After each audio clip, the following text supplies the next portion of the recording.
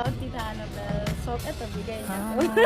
Wow! Tita Annabelle. A picture Nung birthday naman. ko, binigyan niya ako ng ring. Sobrang bait ni Tita Annabelle. She's very generous, very sweet, very malambing. Ah, talaga?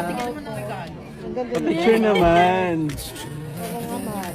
Kaya, Paano pa lang ba? huy! Kinuna. Ano yung gusto yan, Mare? Thank you, Tita. Ano yung nangyari kay yan, Mare? Birthday ko po. No? Pero ito din. Ano gano'n niya? Opo. Very generous. Yeah. Talagang botong-boto sa Pero siguro sa edad, pag malayo yung agwat, mas, hindi naman lahat, pero sa experience ko lang, mas alaga, mas nagagayad ako, and nakikinig ako.